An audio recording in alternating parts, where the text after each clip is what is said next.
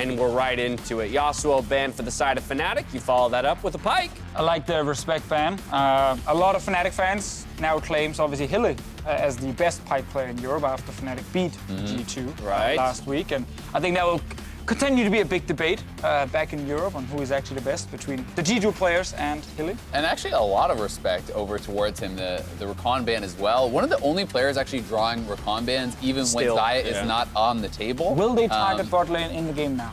Banning all the way the supports. I mean, it seems like it's certainly possible. I think they want to put them out of their comfort zone. And triple support ban, I think you're going for some sort of a kill lane in the bot lane. And you're trying to see if you can really take Fnatic off guard. And I think, honestly, you have to try it. We said it before, traditional AD carry. Nisqy tried yesterday. Yeah. It was hard for him. The karma comes through because it's left up. Sneaky is sick. A lot of Cloud9 even that is playing are apparently quite sick. Exactly. So, this is an uphill battle for them. There's zero pressure on them right now. Like you can go in and try a combination with a lot of wombos, a lot of kill pressure, and if it fails in the early game, who cares, right? Because right now you are the team who's been losing every game, and you are the team with a lot of sick members and no AD carry. So I think I like the start here. Yep. A lot of snowball pressure with Irelia and the Gragas. We wanted flexes. That is one of the things you can move. You can have in the jungle. You can go down to support. If you're crazy, you can put it into top as well. We haven't seen that in a while. This I actually think is such a smart response from Fnatic. If you're saying the only chance for Cloud9 to really win this game is through an early snowball style of game, That's well, very early guess game, what? Renekton, one of the strongest laning champions in the game in top lane. Elise, one of the best 2v2 junglers in the game. Also, I think the best at actually pulling off dives alongside the Renekton. So they're going to match power with power, and they have a lot more experience. They've been playing better in this tournament. So I think it is an intelligent answer. Is this going to end up being a Gragas Morgana bot lane? It could also just be Gragas jungle. Morgana can go mid or support. I think that there is the ability to flex there. But do you want Morgana support versus Karma support? That's not great. Are you convinced that it's Karma support right now? It could be mid. It doesn't have to be. Could be mid. Obviously. But that's the advantage, right, of the flex and of more Renekton, technically, from what we have seen from pro play, has been swapped mid as well. Yeah. In case Irelia goes mid. So Fnatic have a lot of good answers, and Broxah is one of the best Elise players in the world. Yeah, basically. I mean, Irelia is a really bad matchup early into the Renekton. Even in North America, we've been seeing kind of this ring around the rosy, where if people do actually lock in this counter, the Renekton player will just follow the Irelia around the map. Every time the Irelia lane swaps, the Renekton bases and follows them around the map, and I wouldn't be surprised to see that here from Fnatic. Yeah, Cloud9 feeling the liberty to ban 2 ADCs away from Fnatic, as Rekkles still hasn't made his pick just yet. The response on the other side is the Tom Kench and the Nico. Okay, so support Gragas with something next to him that actually has early game pressure is one of the things I'm looking at on the side of C9 as an option. I really am not expecting Morgana to go into the Karma lane, if it is for support, that is. Yeah, I mean, it's also possible to actually do a farming Morgana bot. I have seen that rarely, but it is something that you can go for. Double jungle.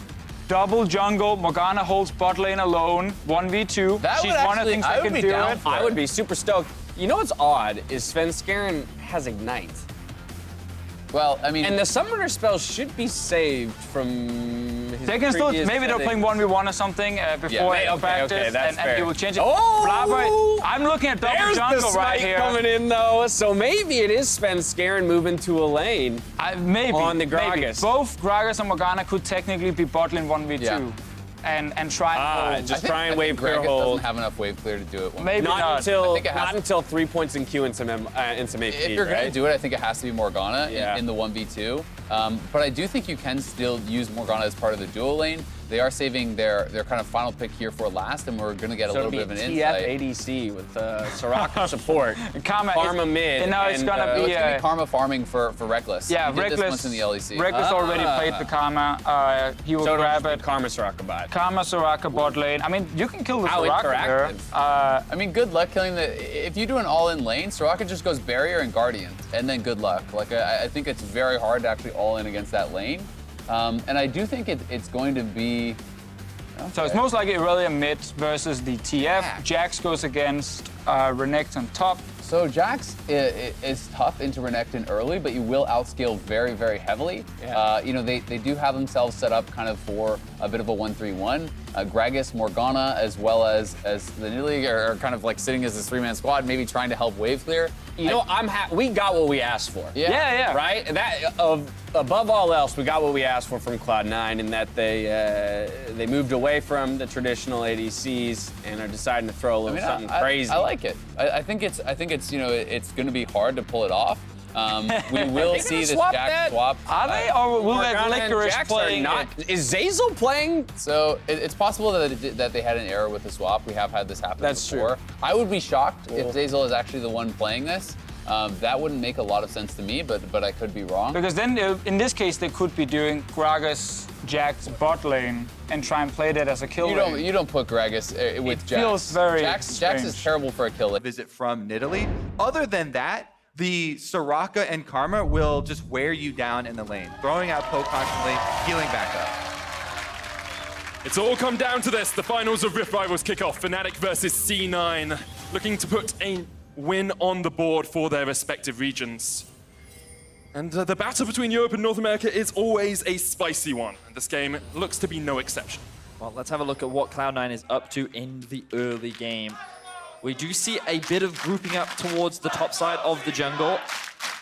Morgana very early, very strong early on in the game because of the binding and because of her ability to set up for the rest of her team. And whenever you are running compositions like this, you're going to want to go for some sort of early advantage. You know, group up, see if you can get a flash blown somewhere. That will open up an area for nidalee to try and attack.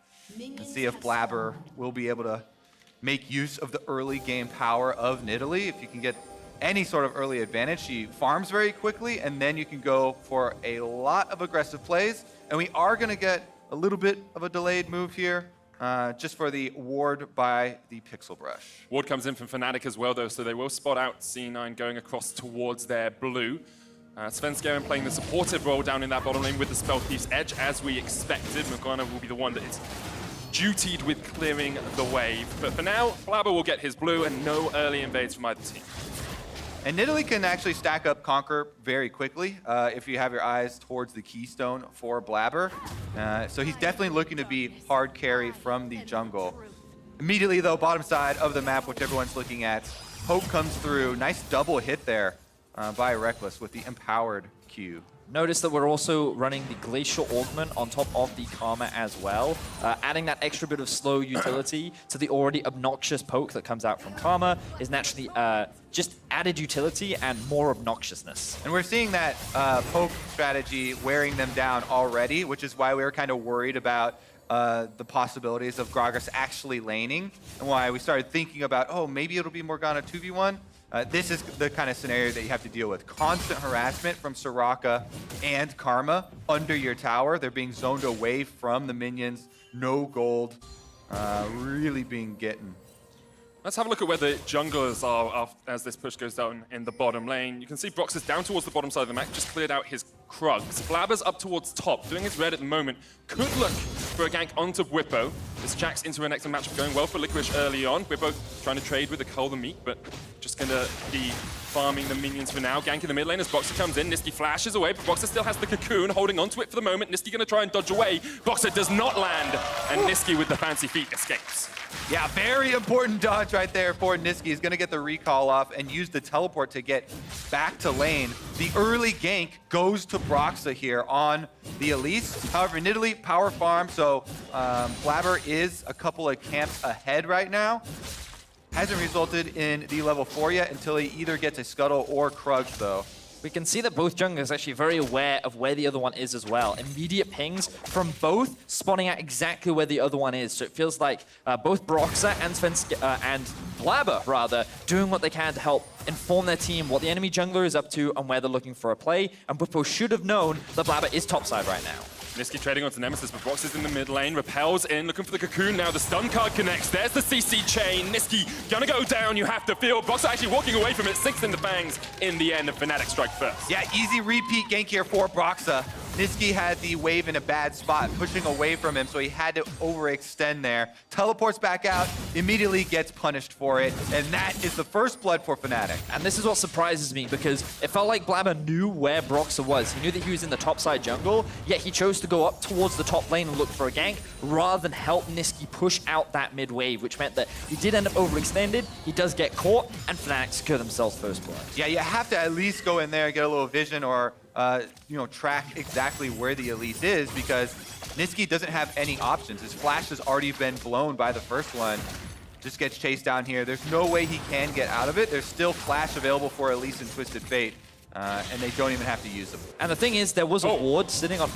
Solo kill coming out for Bwipo. Blaber now looking towards the top side. Maybe Licorice a bit over-eager as he knew Blaber was up here, but we're going to try and get away. Has the teleport, looking for the bush. You have to feel for the TP out, but counter TP comes in. Licorice going to join this fight. Bwipo executing to the time. Had to burn the flash. Bwipo raises his arms in surrender. Well, guess he didn't burn it in the earlier 1v1. Yeah. Had it for the counter kill right there. It was next level thinking, thinking many steps ahead. But Blaber cutting off the escape route of Bwipo so that he was forced to run underneath the tower. You can see the quick thinking of Bwipo was, if I can just get an execute, then this is still worth it for me. Unfortunately, he couldn't get out. So let's have a look back at how this 1v1 happened. All right, so Cannon Minion about to go down. I bet Licorice goes for it. Nope. Bwipo actually takes... Oh, but he's got the stacks Predator, of the Fury, Flashes in with the W. Immediate burst damage coming out from Bwipo. And then the collapse comes in, and it's just a matter of running away now. There's no one else on the side of Fnatic that can look to save him. Yeah, Blaber's just corralling Bwipo into C9 territory. Very close. Blaber forced away here in the bottom lane as Destiny came in from Nemesis. C9 can't find any connections as Broxah has to jump across the wall, but they will settle for the Scuttle Crown. And again, there's never going to be a world where Morgana Gragas has any sort of control from the bottom side of the map with that matchup. They're continually just getting pushed under tower, bleeding more and more money over to Fnatic with this setup. It's also, taking away quite a bit of Blaber's territory here, as we saw the invade there. Yeah, you can look at the CS difference down in that bottom lane already. Rekkles on 51 to only the 22 of Zeyzal. Licorice fighting in the top lane. Bwipo jumping in with a slice and dice, but good jump away there from Licorice, managing to escape for the moment. Blaber on his way up. Bwipo not going to overextend too much, and Blaber won't be there in time, but maybe they can turn it around as Bwipo stays around in the lane. It's a bit scary still, since the Fury Bar is stacked up for Bwipo, so you can just kind of hold it. Broxah gets hit with the spear. Blaber looking for the pounce, will jump in onto the spider. The spider scuttles away across the wall and on towards that blue buff. Licorice and Blaber getting some river control here for C9, maybe even looking for the invade on this blue. C9 utilizing their pressure well. You can see that Nemesis stuck underneath this tower for the time being, and Svenskeren has made his way across. So we could start seeing this roaming duo jungle setup coming out from Cloud9 as, Broxah smites away the blue buff. Execution error coming out from the side of C9. Can they now make up for it with a top lane play? Bwipo going to overextend into this. Counter-Strike comes up. Bwipo trading still. Has half of that cooldown on the ultimate, so doesn't want to be too aggressive, but forces Licorice away, and Blaber still unable to really find this first effective gank. Yeah, Bwipo is able to get the full BF sword off of the kill that he got early on, even though he ended up going down. So a lot of burst damage we've seen. Svenskeren now roaming around and leaving Morgana to the 2v1 in bottom side, which is what we kind of thought would happen from the early stages of the game, but it might be too late. Fnatic already have a ginormous gold lead from all of the lanes. It's going to be very difficult here for Cloud9 to come back, because turret plates will be taken at will. Now look, C9 have noticed that Broxah very overextended in the enemy jungle, but Broxah feels safe because he has Bwipo there to protect him, and Twisted Fate ultimate is relatively soon. So he feels that he can just walk in the enemy jungle without any fear, even though he's walking through all this vision, and C9 are very limited in their options. And this is where it gets really dicey. The minions start to deny to the tower. You can see Bwipo still between the turrets. Nisqy does use the ultimate. No all in though. Does force the flash out at least from Nemesis, and Blaber going to be forced away from his tower. Surprised we didn't see that many early dives coming out from Broxah, largely because Bwipo was generating so much pressure himself in the 1 versus 1. But Broxah spent a lot more time around mid. Now they're looking for it. Licorice maybe a little bit over-eager with the play here. Broxah jumps in and Licorice will fall. Second death of the game for him. Fnatic will look to push in this top lane tower. Yeah, no need to dive. Just kill him right there outside of the turret, and that is going to be demolished on the turret as well. Bwipo quickly melting this one down. And Bwipo is building a massive advantage for himself. 1.4k is his current gold lead. He's sitting about a 25 CS advantage, and this is one of the dangers of giving these winning matchups over to Bwipo. He likes to play aggressive, he likes to get in your face, and something we've been seeing a lot more of Fnatic this split is Broxah is willing to play around him. Now, can Blaber finally get something back on the board? Because he hasn't been able to generate much pressure on the map so far. And I do think it's important that Broxah went mid early on, because we talked about Twisted Fate, that being an area for Cloud9 to attack, but if Broxah goes there first and gets the advantage for Nemesis, that just opens up the entire map. So Cloud9 have to constantly be afraid of Twisted Fate ultimates now because of the early advantage they were able to get ganking Nisqy over and over. And you can already see it on the minimap, but I don't have time because Fnatic looking for a play. Rekkles looking for the chains there. Broxah. Cocoon is immune there by Zeyzal with the Black Shield, and that is what you can do on the Morgana, stop some of that CC coming through.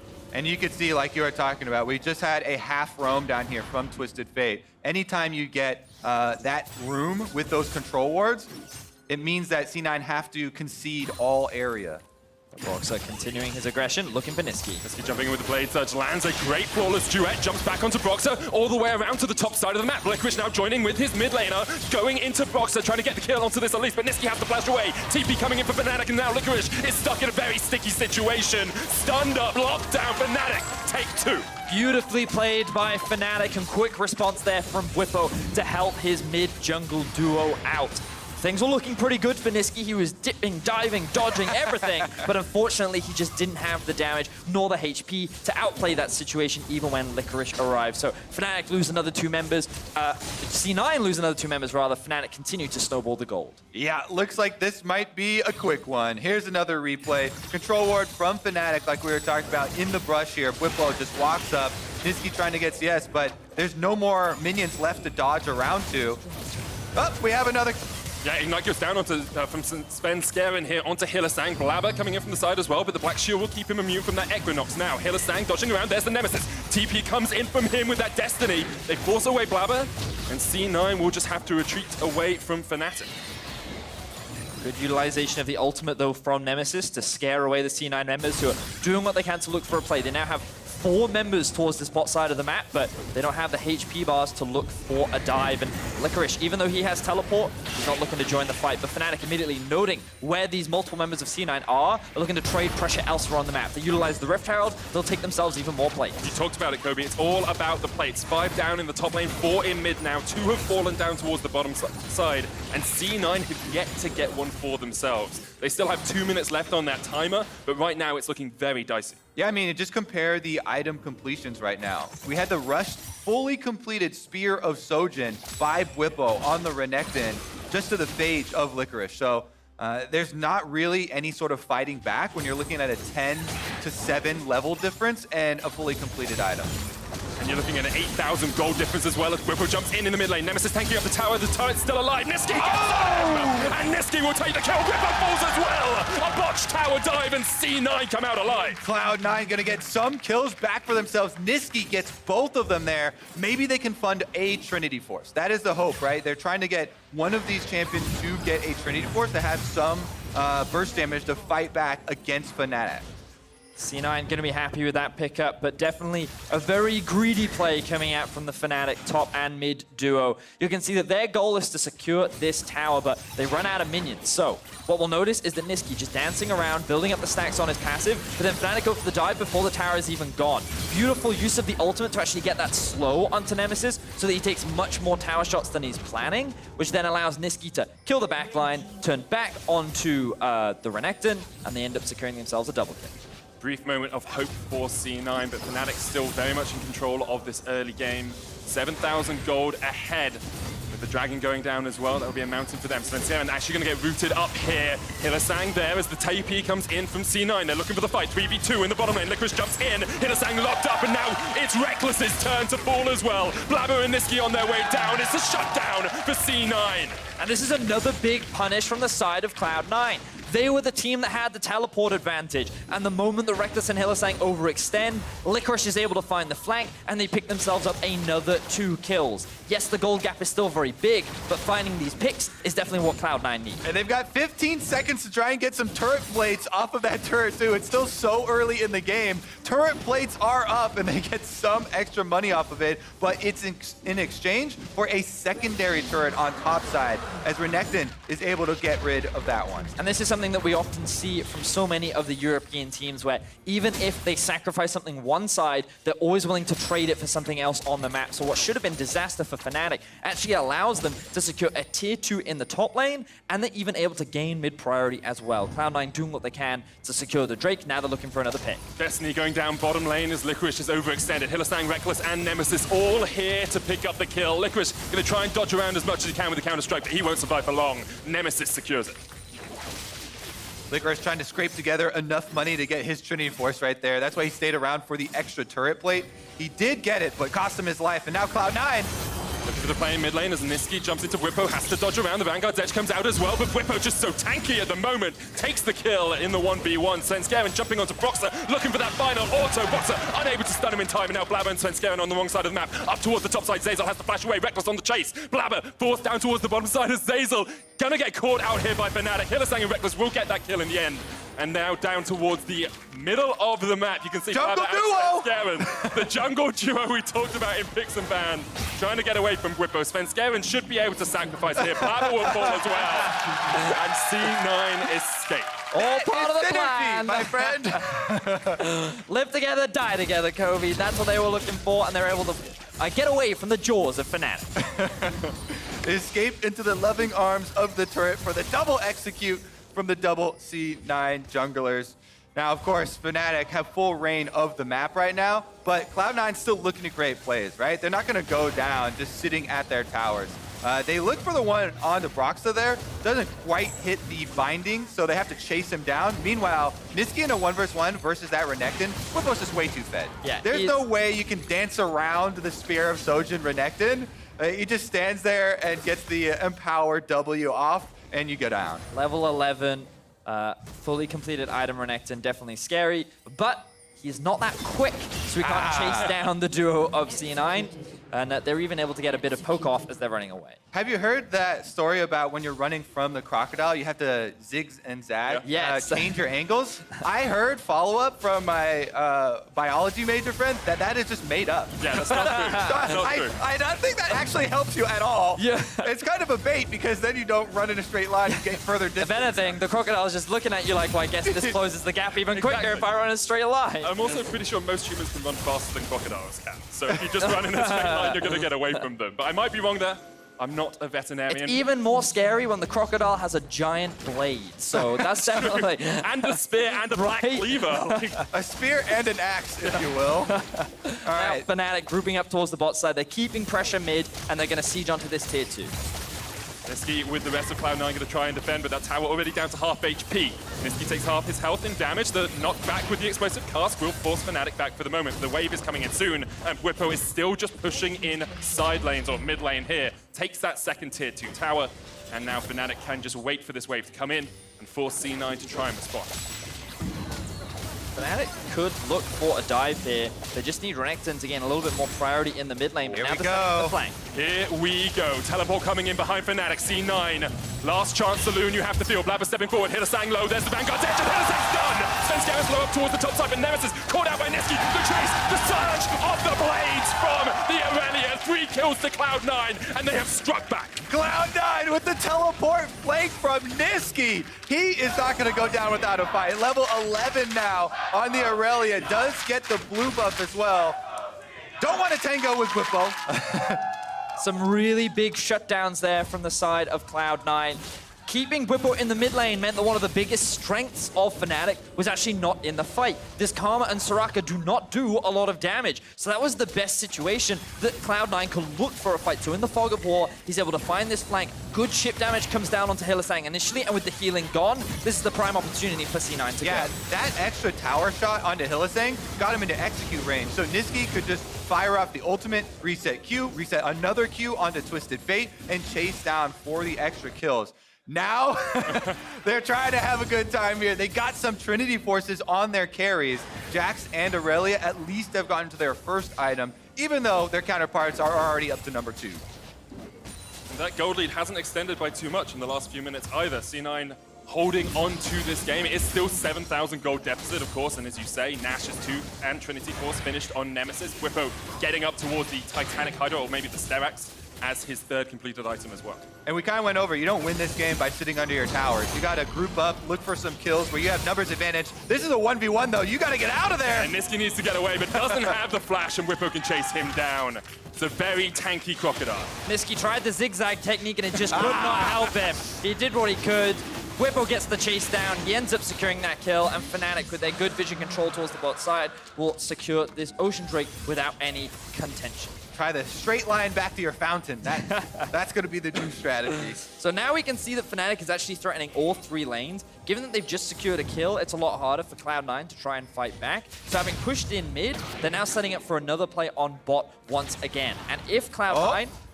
Oh, he was just using it to get some vision for Bwipo on the top side, who's going to recognize Blaber who's up in that lane, and they can look to secure this tower without much challenge. Yeah, I like that check, because you saw on the minimap, Bwipo was about to take a 1v1 with Licorice, and he's like, hey, quick check here, is this actually a 1v1? Because I can take it 1v1, but a 1v3, not going to be doable. Yeah, next time I misclick it in ranked as well, I'm going to say, oh, just looking for vision, guys. Just vision plays.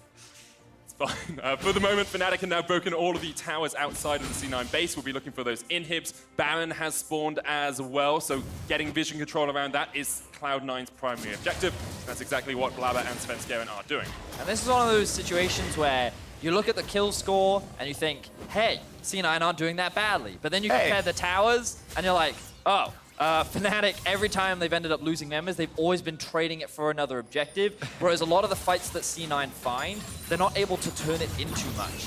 So while they are finding picks and punishes onto the Fnatic members, so far it's not helping them in terms of the gold.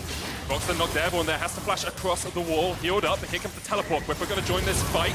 Pops the ultimate straight away. C9 looking for the Barney in the river as Bwipo goes C9 now in a 5v4 can look for the fight. Nisqy jumping around as much as he can. Licorice steps forward as well, but now C9 have to back away because Rekkles is on the charge. Stun lands onto Hylissang. Nisqy unable to get the damage down, and the Soraka survives. So does Nisqy though, just about alive on the backside of the fight. Destiny comes out. This one's not for vision, this is for the chase, but Nemesis unable to find his man. Fnatic just don't have enough damage without Bwipo, which means that the moment that he drops, Cloud9 can just walk out of this fight. But again, while they don't convert it into any objectives, at the very least they slow Fnatic down and they buy Cloud9 more time to scale.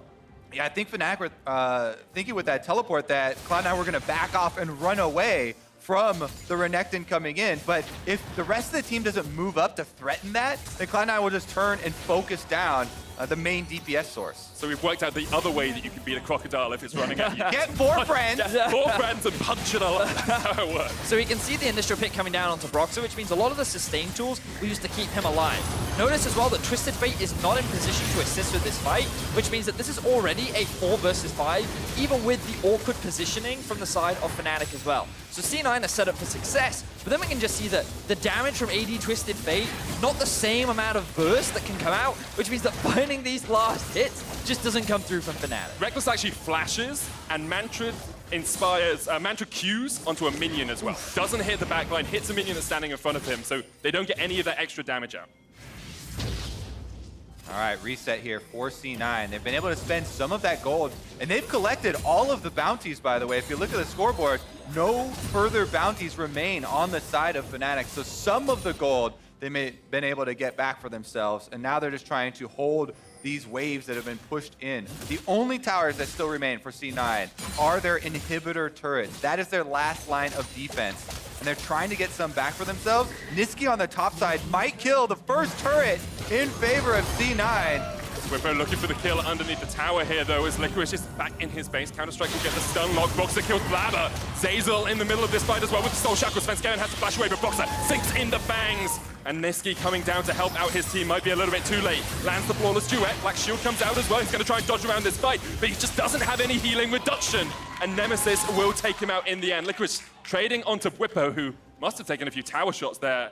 Otherwise, I don't see how the Jax comes out that far ahead. That's a huge pick for Fnatic in the mid lane. That gives them control over Baron, and they're starting it up. The only one with anything to say about it is Zeyzal. In the mid lane, Licorice is trying to push up as well, but no vision currently for C9 for the steal. It would have to be a lucky blind binding. Very difficult for Zeyzal to take it. Tries to get it with the Super Soaker, but can't secure it. Fnatic get the Baron 23 minutes in.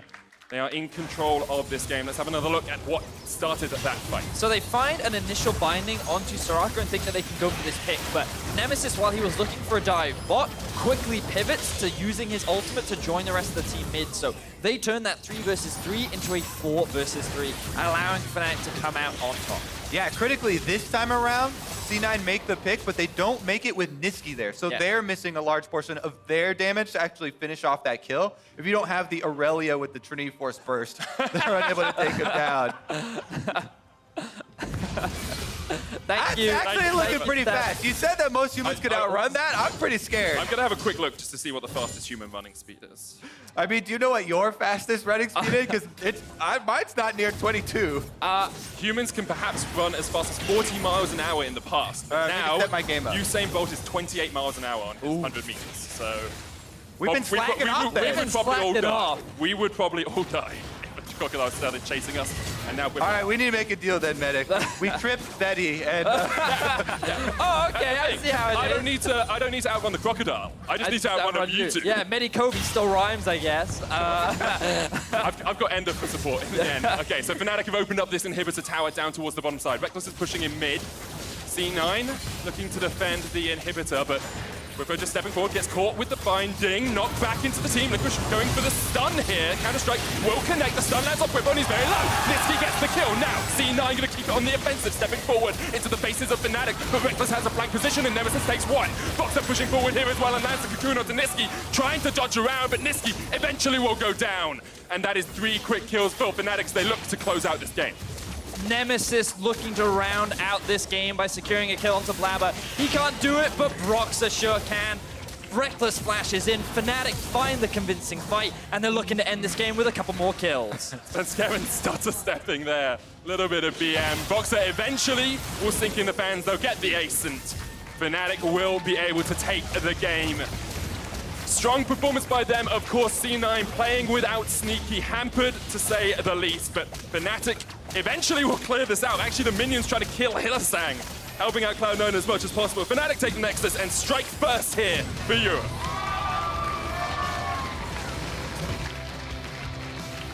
Fnatic had full control over the vast majority of the early game. We didn't really get to see much counter jungling come out from Blaber.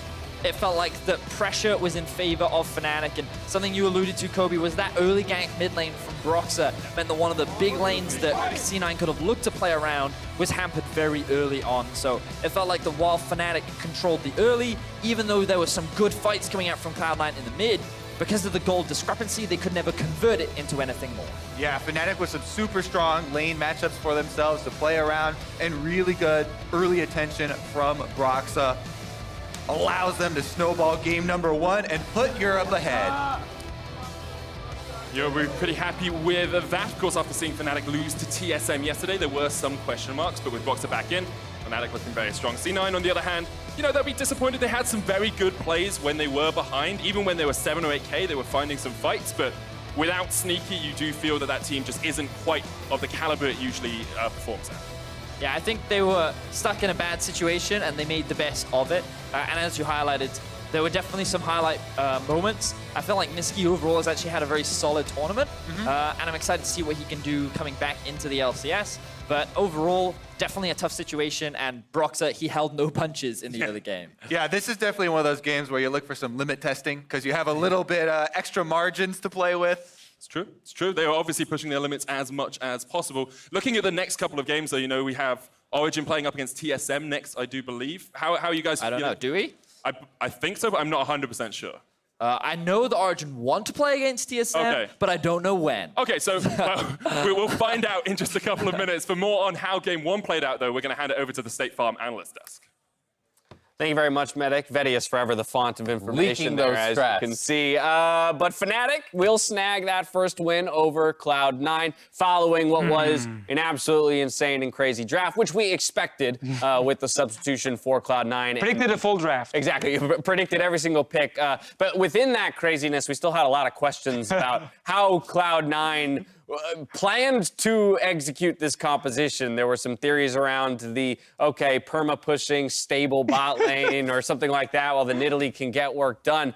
But in reality, that bot lane was just punished time and time again in the strict 2v2. So let's get out of the way. Credit to Youngbuck and Fnatic for understanding how to counter this potential cheese strat. Okay. Karma, Soraka, bot lane, Kandai can just push and actually keep you there. And Renekton Elise, which means you can't actually snowball topside either. Makes it really hard to play the game. But I just have more questions now regarding the C9 draft, especially the nidalee pick. That was like, I'm not going to dive into like, what happened there, blah, blah, blah. But I really wanted to understand what the idea was going to be with it. Because you can't gank anywhere. You can't invade either because you're getting pushed in every lane. So, I mean, this is my thought. So they picked the Morgana and the Gragas before we saw the bot lane, right? So they were going to hold bot. So I think my thought is that you say, all right, you have these guys who both have AoE damage, can push in the early waves against a normal bot lane. Exactly. And then what's going to happen is once they do that, you get a couple levels on Gragas. Gragas is going to roam around for the rest of the game. And Join up with nidalee. Join up with nidalee, and then you're going to make these 3-man plays. And that's my guess, right? But when your bot lane's stuck under a turret and getting slammed, then all that's out of the window, and all of a sudden you can't 2v2 and nothing's going to go right. But I mean, they're shooting their shot, right? They don't have their starting. I think you have to try. Again, it's what we asked for, and we can give credit there. Of course, flexing the Karma down to the bot lane was a very intelligent response for Fnatic to that Big bot EU lane brain again. of Cloud9. The Elise gets picked up in the jungle, which essentially nullifies the nidalee. We saw that CS lead for the bot lane. Meanwhile, on the top side, Renekton is handling the Jax in the 1v1 as is expected. The nidalee can't contest because they're going to lose the 2v2 to an Elise added in there on top of it all. Yeah, that was actually Sick really clean from Bwipo. Really well done. And yeah, I mean, once the Jax is behind it, it becomes pretty doomed. It's very hard to catch back up for a long time, especially because Bwipo intelligently rushed for Spear of Trojan. That is such a strong 1v1 item, and you know, they were able to snowball the game incredibly well, despite the fact that C9 actually caught up in kills. They were down like 10K. I mean, I was actually surprised later on in the game how the team fight ended up looking like. It felt like C9, at least for the start of the fight, it was actually fairly even. They got like 1 or 2 kills. Some of the Fnatic members were low, and I like, for maybe half a second in this game, the thought that, a comeback could happen. Which half second? It was, it was around, around 25 minutes. Okay, I was going to say 23:52. Something like that. For like about that half second where I think the Jax got a kill. No, it was when you said to me, look, Jax almost 1v1 the Renekton. So for half a second when you said it, before my brain said, wait, Renekton was under the turret the entire time, taking like 6 tower shots. For that half a second, I actually was like, it as though I was maybe this saying could at happen. any point that this was going to be You were believing, definitely, in the comeback.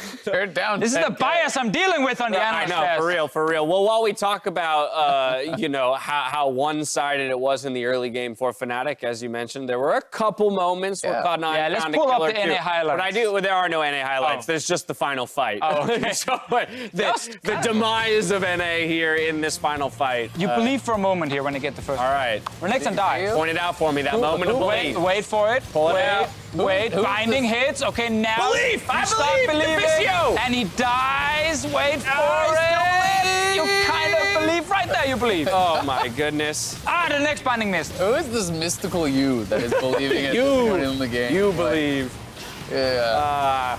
I mean, I'm not seeing it. You know, they're still down a good 10, 12K. They're in their base. Sure.